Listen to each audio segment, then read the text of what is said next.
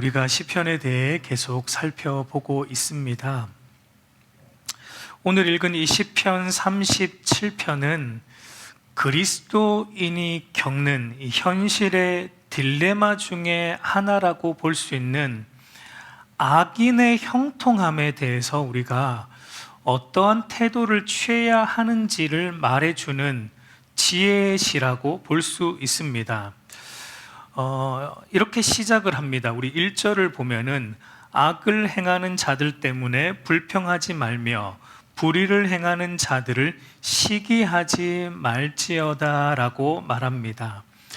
여러분, 우리가 시편을 계속 보고 있지만 시편에 나오고 있는 악을 행하는 자들, 이 악인이라는 사람들은 단순히 도덕적으로 불의한 일을 일삼는 악한 자들만을 의미하는 것은 아니라 하나님의 존재 자체를 부정하는 자들, 그러니까 하나님과 상관없이 살아가는 모든 자연인들을 총칭한다라고 볼 수 있습니다. 왜냐하면 여러분, 인간이 지을 수 있는 가장 큰 죄, 가장 큰 악이 무엇일까요? 우리 인간이 지을 수 있는 가장 큰 악은 무엇일까요? 그것은 하나님을 부정하는 것입니다. 도덕적으로 큰 죄가 아니라 인간으로서 가장 악한 죄가 뭐냐면 하나님, 우리를 지으신 하나님을 부정하는 것. 그래서 그 하나님과 상관없이 살아가는 것이 인간으로서 가장 큰 악이기 때문에 하나님을 부정하는 모든 자들을 일컬어 성경은, 그리고 특별히 시편에서는 악인이라고 말하고 있다라는 점을 우리가 다시 한번 떠올릴 필요가 있습니다.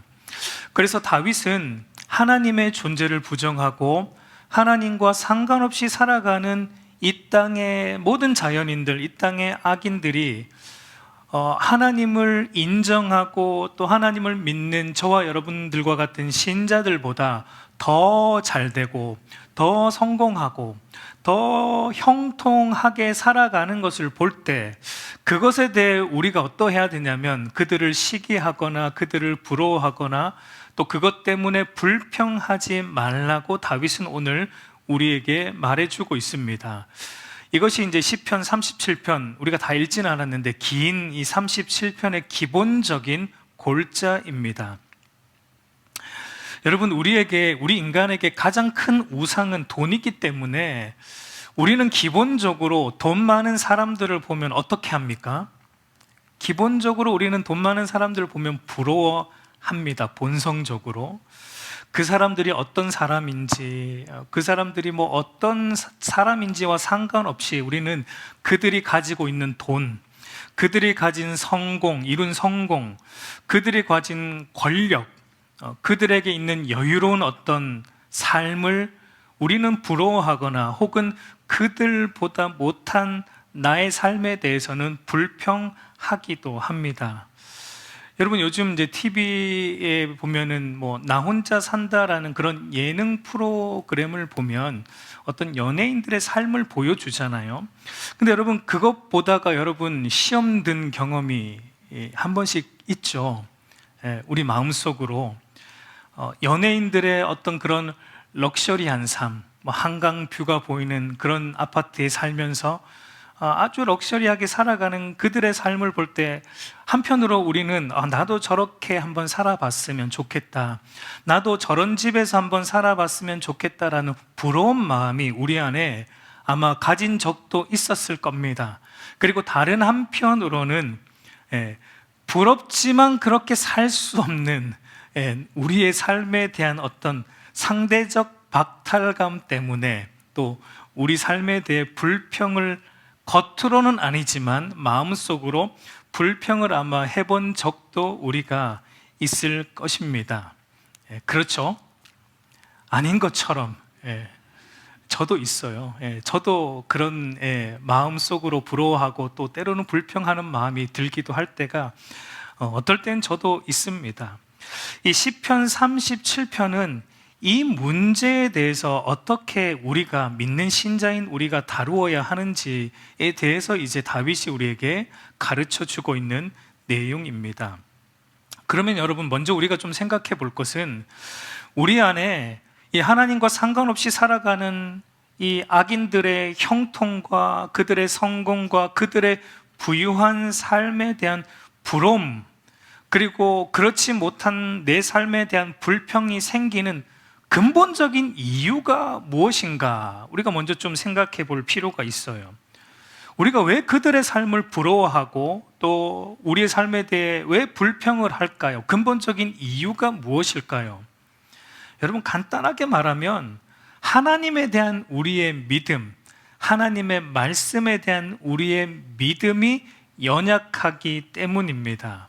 여러분, 우리가 하나님을 사실 제대로 믿는다면, 성경대로 믿는다면, 우리가 하나님의 말씀을 성경 그대로 믿는다면, 그러니까 성경에서 말하고 있는 하나님의 하나님 되심을 우리가 성경대로 그대로 제대로 믿는다면, 사실 여러분, 우리는 하나님 없는 그들의 형통, 그들의 어떤 럭셔리한 삶에 대해 조금도 부러워할 것도 없고 불평할 것도 없습니다. 왜냐하면 이 세상의 부귀영화를 다 가진다 한들, 여러분, 하나님이 그 안에 없으면 사실상 뭐예요? 아무것도 없는 인생이에요.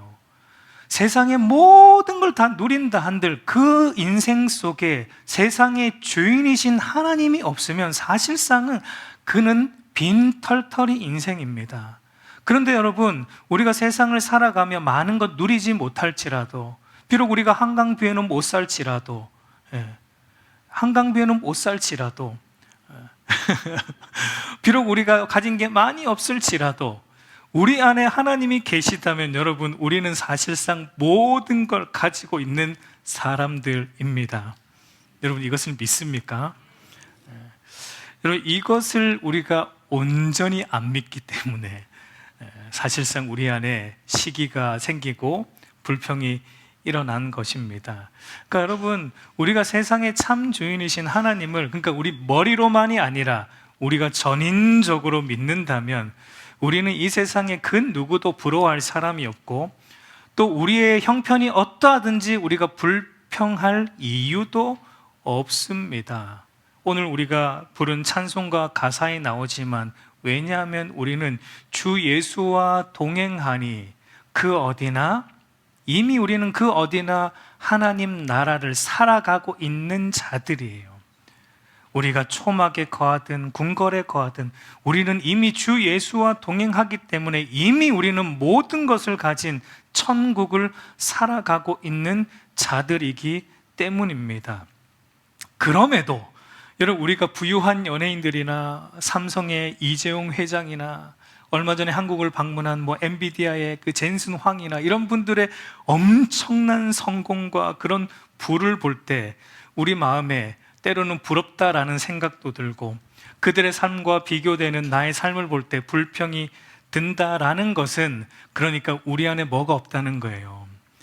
하나님에 대한 참된 믿음이 아직 없다라는 거죠. 좋게 표현하면 우리가 믿음이 없는 건 아니지만 우리의 믿음이 연약하다라는 것입니다.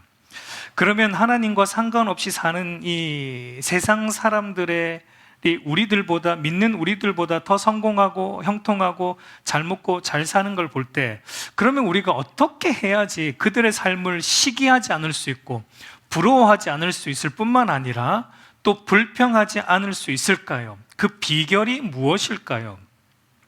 이것에 대해 이제 다윗은 우리에게 두 가지의 비결을, 크게 보면 두 가지의 비결을 우리에게 소개해 주고 있습니다. 이 두 가지는 둘 다 무엇을 바라보는 것인데, 하나는 하나님을 바라보는 것이고 다른 하나는 의인과 악인의 미래를 바라보는 것입니다. 다르게 말해 종말을 바라보는 것입니다. 먼저 우리가 하나님과 상관없이 사는 자들의 성공과 형통에 대해 부러워하거나 불평하지 않기 위해서는, 여러분, 우리의 시선이 언제나 누구를 향해 있어야 합니까? 우리의 시선이 언제나 하나님을 향해 있어야 합니다. 여러분, 한번 보세요. 우리가 시험 드는 경우들, 우리가 어떤 뭔가 시험 드는 모든 경우들을 다 되짚어 보면 우리의 시선이 항상 어디 있을 때 시험 듭니까? 우리의 시선이 하나님이 아니라 이 땅에 있을 때 우리는 시험 들어요. 불평하게 되고 부러워하게 되고 시험 드는 것을 보게 됩니다. 그렇기 때문에 여러분, 우리 믿는 신자들이 해야 하는 가장 기본적이고 그리고 지속적으로 우리가 해야 되는 것은 우리가 눈을 들어 하나님을 보는 겁니다. 계속 우리는 눈을 들어 하나님을 보는 이 일을 우리가 매 순간 해야 됩니다. 그러면 여러분, 하나님을 본다라는 건 또 무엇입니까? 하나님을 봐야 되는데 하나님을 본다라는 의미가 무엇입니까? 그것을 이제 다윗이 오늘 이 시편 37편에 여러 가지 모습으로 묘사를 해주는데, 첫 번째, 하나님을 바라본다라는 것의 첫 번째는 하나님을 의뢰하는 것이다 라고 말합니다. 우리 3절 말씀 같이 읽어보겠습니다. 여호와를 의뢰하고 선을 행하라.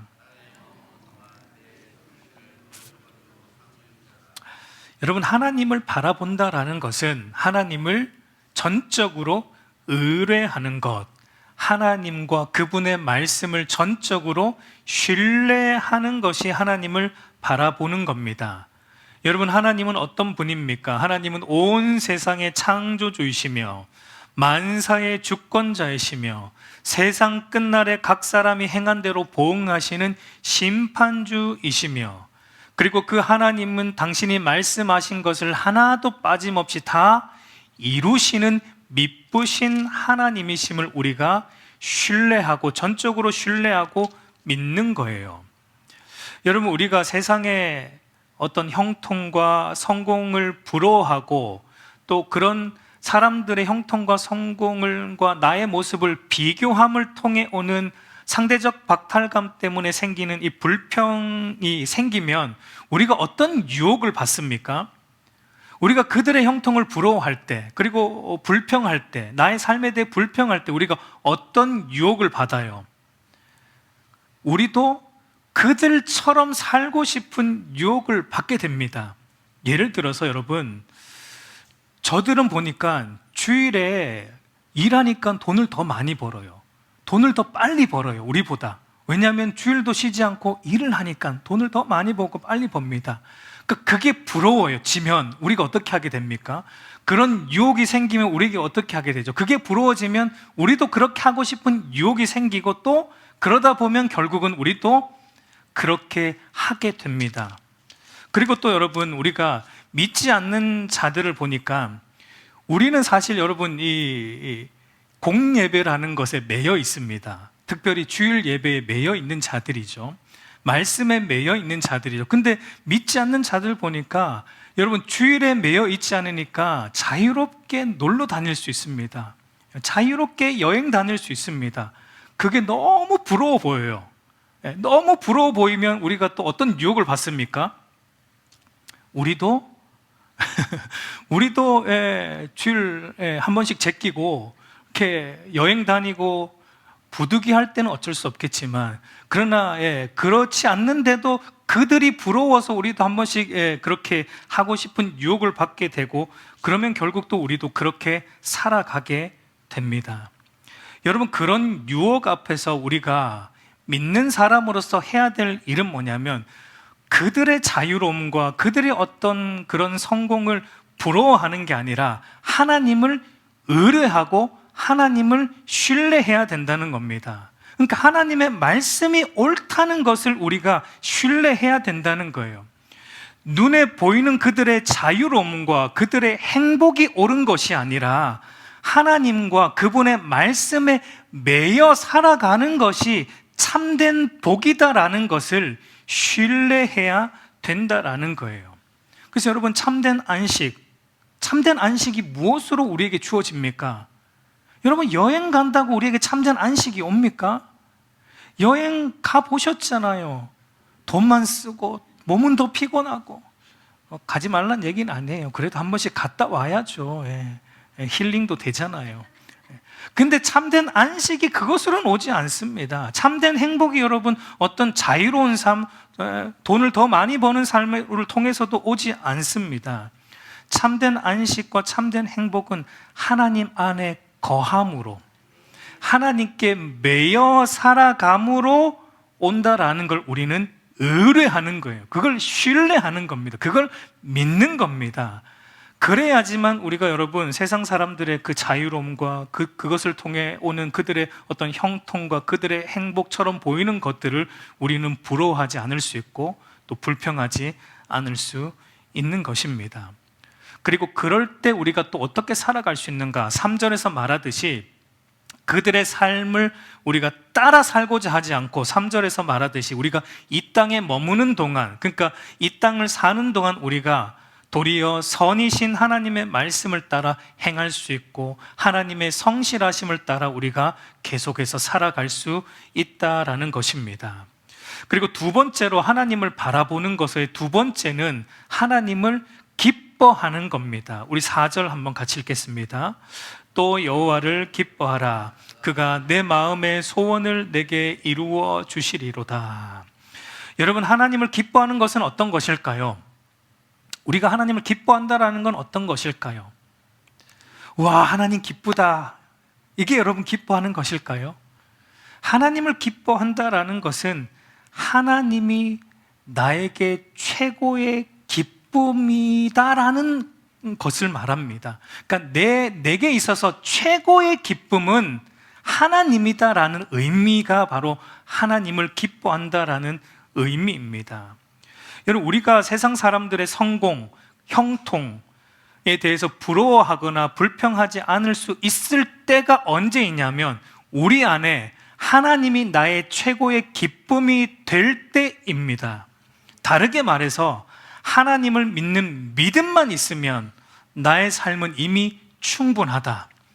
내가 평생 가난하게 살지라도, 평생 약하게 살아도 내 안에 하나님만 계시다면 나는 그것으로 충분하다는 이 신앙 고백이 말뿐이 아니라 진실일 때, 그럴 때 우리는 다른 사람의 성공, 형통에 대해 부러워하지 않을 수 있고 또 불평하지 않을 수 있다라는 겁니다. 여러분, 그러면 오늘 저와 여러분에게 최고의 기쁨은 무엇입니까? 한번 돌아볼 필요가 있을 것 같아요. 오늘 우리에게 최고의 기쁨은 무엇입니까? 여러분은 정말 주님 한 분으로 만족합니까?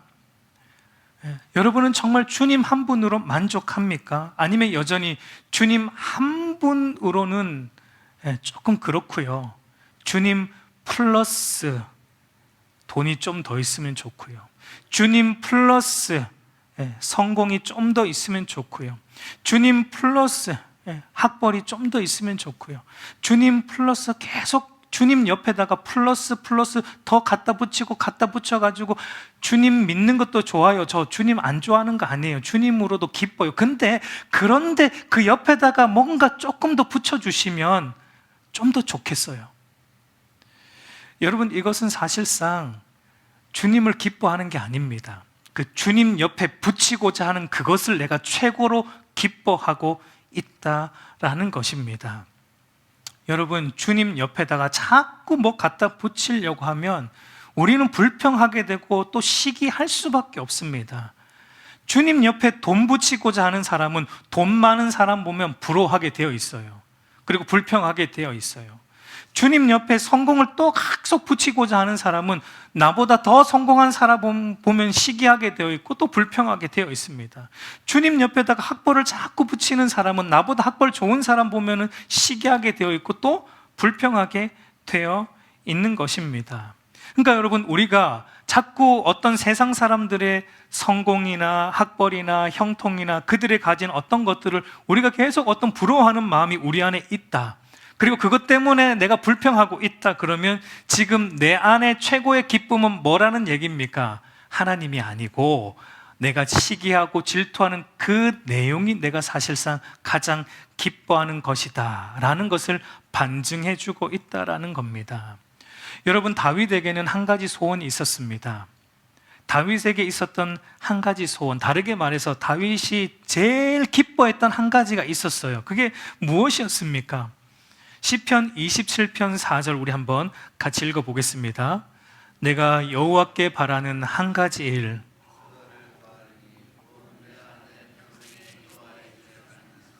여호와의 아름다움을 바라보며 그의 성전에서 사모하는 그것이라. 여러분, 다윗에게 있었던 유일한 한 가지 소원, 그러니까 다윗이 최고의 기쁨으로 여겼던 한 가지가 무엇입니까? 하나님이에요. 하나님이에요. 다른 게 아닙니다.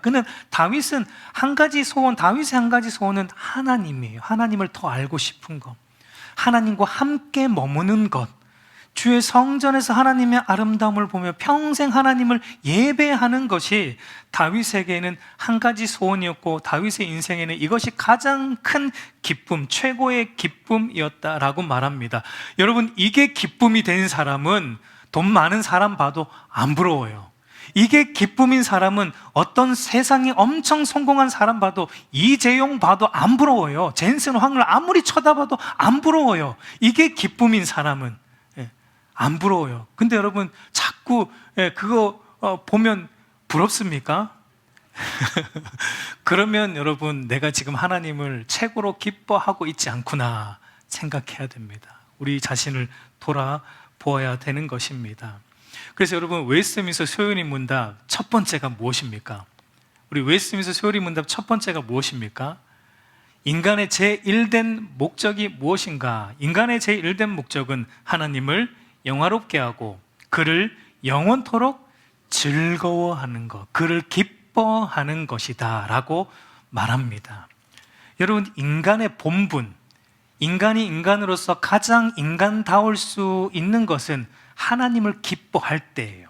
하나님을 기뻐하는 것이 하나님께 영광을 돌리는 거예요. 그래서 이 일문이 두 개로 나누어진 것 같지만 사실상은 하나입니다. 하나님을 기뻐함으로 하나님께 영광을 올려드리는 것이 인간의 마땅한 본분이다라는 의미입니다. 여러분, 저와 여러분의 최고의 기쁨이 하나님이기를 간절히 소망합니다. 그리고 저와 여러분에게 시기가 생기고 불평이 일어난다면 그것은 여러분, 나보다 더 하나님을 사랑하는 누군가의 순전한 믿음이어야 합니다.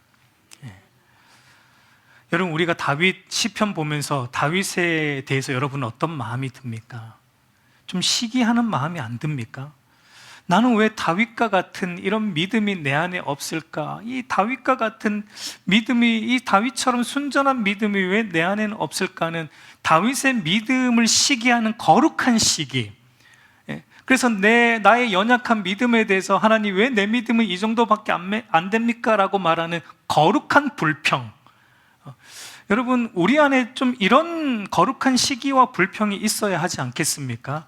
남들이 가진 것 시기하고 불평하는 게 아니라 정말 우리 믿음의 선배들, 다윗과 같은 믿음의 선배들에게 있었던 이 믿음을 보며 우리도 거룩한 시기와 거룩한 불평으로 우리의 믿음을 더 키워나가는 그런 거룩한 열심이 저와 여러분에게 좀 있으면 좋겠습니다.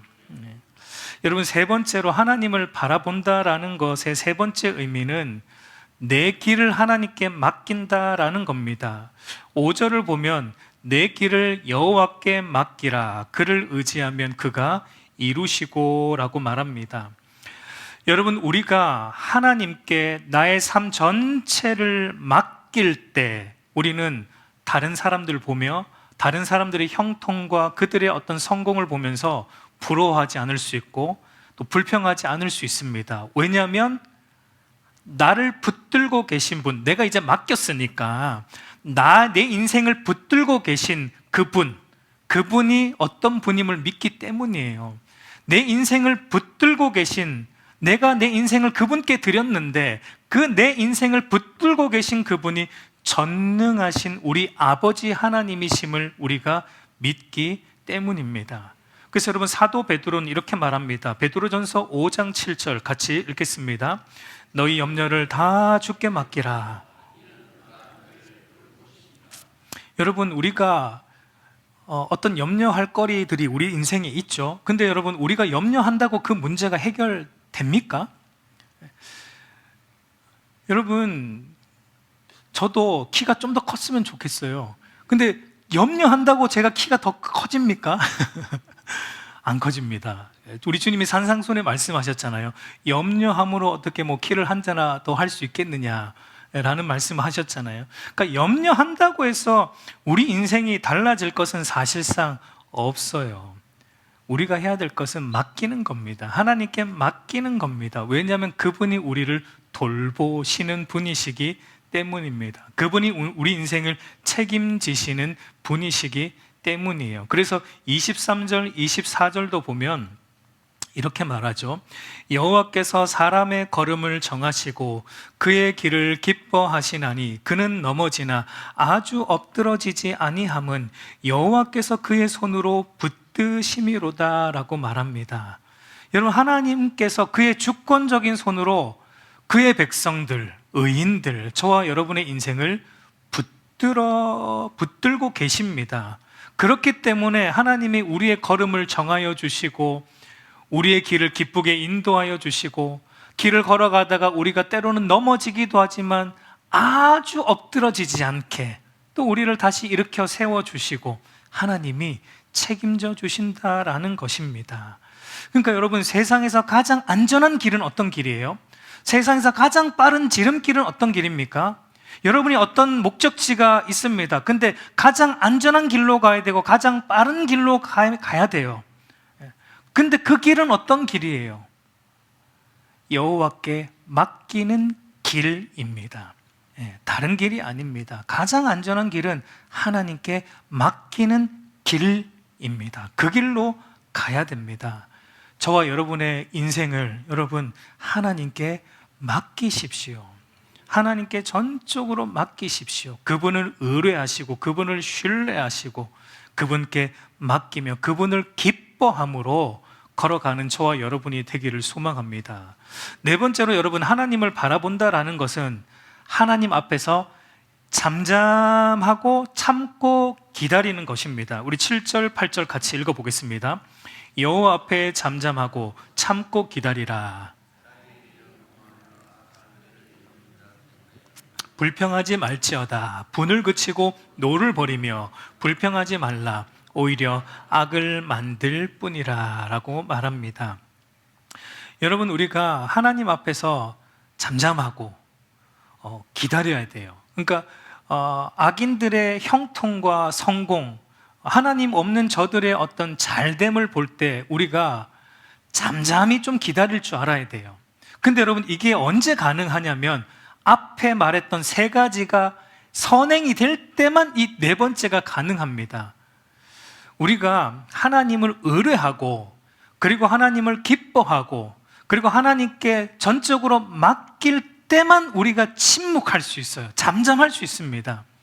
우리가 요셉 보면서 여러분, 요셉이 그 고난 중에서 형들의 악행 중에서도 침묵했죠. 잠잠했죠. 왜냐하면 요셉 안에 이 믿음이 있었기 때문이에요. 그는 하나님께 맡겼고 하나님을 의뢰했고 하나님을 기뻐했기 때문에 그가 그런 고난 중에서도 침묵할 수 있었던 것처럼 우리도 여러분, 이런 악인들의 형통과 잘됨을 볼 때 불평하거나 부러워하지 않을 수 있는 것은 하나님께 맡기고 하나님을 기뻐하고 하나님을 의뢰할 때만 우리가 잠잠히 할 수 있고 그리고 기다릴 수 있습니다. 무엇을 기다릴 수 있습니까?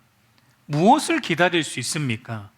이제 이것이 두 번째 비결로 이어지는데, 무엇을 기다릴 수 있냐면 악인의 미래와 의인의 완전한 미래에 대해 우리는 기다릴 수 있는 거예요. 그러니까 종말을 기다릴 수 있는 겁니다.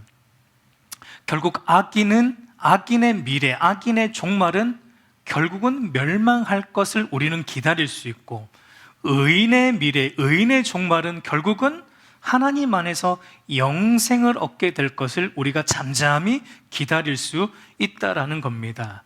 그래서 여러분, 시편 37편에는 의인과 악인의 현재적 삶과 미래에 대한 대조가 두드러지게 나타납니다. 먼저 의인과 악인의 현재적인 삶을 보면 우리 21절을 보면 이렇게 말하죠.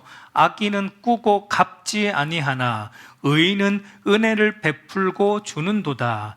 26절도 보면 그는 종일토록 은혜를 베풀고 꾸어주니 그의 자손이 복을 받는도다. 여러분, 여기서 말하는 핵심은 삶의 태도입니다. 태도. 악인은 돈에 대한 욕심과 탐심으로 살아가기 때문에 돈을 쌓기만 한다는 거예요.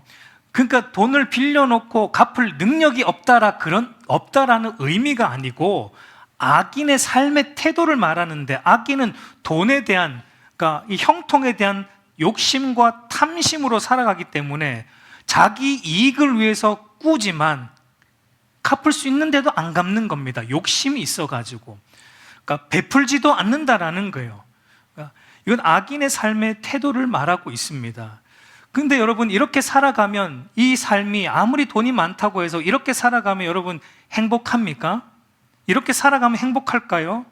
돈에 대한 욕심과 탐심은 여러분 무엇을 만들어내냐면 반드시 그 사람 안에 돈에 대한 염려와 두려움을 만들어내요.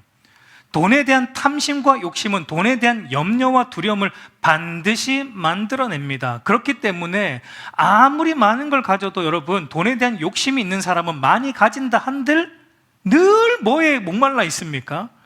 많이 가져도 늘 돈에 대한 탐심이 있기 때문에 돈에 목말라 있어요. 그러니까 많이 있는 것 때문에 감사하지 않습니다. 더 못 벌어가지고 더 전전긍긍하면서 살아가니까 이 삶이 여러분 행복합니까? 불행합니다. 그러니까 여러분, 악인의 삶, 이 돈에 대한 탐심으로 살아가는 악인의 삶은 많아도 이 땅에서 불행하게 살아가게 된다라는 것을 다윗은 짚어주고 있는 겁니다. 그러나 여러분, 의인은 어떻게 살아요? 의인은 종일토록 은혜를 베풀고 꾸어줍니다. 이것도 삶의 태도를 말하는 것이지, 의인은 돈이 많아서 막 꾸어준다 이런 의미가 아닙니다. 그러니까 믿음의 사람은 이 모든 것이 하나님으로부터 온 것을 알기 때문에 하나님이 주신 것만큼 만족합니다. 하나님이 이만큼 주셨으면 우리는 만족합니다. 자족합니다. 그러니까 우리 삶에 뭐가 있어요? 기쁨이 있습니다. 만족함이 있으니까 행복합니다. 예.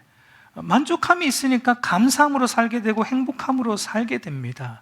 그러니까 여러분, 의인의 삶은 현재적으로 하나님이 주신 분량에 자족함이 있기 때문에 돈에 대한 염려가 여러분 사실상 그렇게 있지 않아요. 우리도 잠시 염려는 하겠죠. 그러나 하나님을 바라봄으로 늘 자족하기 때문에, 하나님의 공급하심을 믿기 때문에, 이 자족함 때문에 매사를 감사와 기쁨으로 살아가기 때문에 여러분, 예수 믿는 자들이 행복한 거예요. 행복하게 사는 거예요. 별로 없는데 보면은 감사가 넘치고 행복하게 살아가는 것을 우리가 보게 되는 겁니다. 그래서 여러분, 하나님께서 그의 손으로 붙드시는 인생, 하나님께서 그의 걸음을 정하시고 인도하는 인생이 행복한 거예요. 행복한 겁니다. 그 인생이 행복한 겁니다. 여러분, 하나님 손에 붙들려 있는 믿는 자의 인생은 완전한 미래의 성공이 보장된 인생임을 믿으시기 바랍니다. 그러니까 지금 당장 눈에 보이는 것만 붙들지 마세요. 우리에게는 완전한 성공이 보장되어 있다는 것을 믿으시기 바랍니다. 그러면 여러분, 의인과 악인의 이제 완전한 미래는 어떠합니까? 우리 9절에서 11절 같이 읽어보겠습니다. 진실로 악을 행하는 자들은 끊어질 것이나 여호와를 소망하는 자들은 땅을 차지하리로다.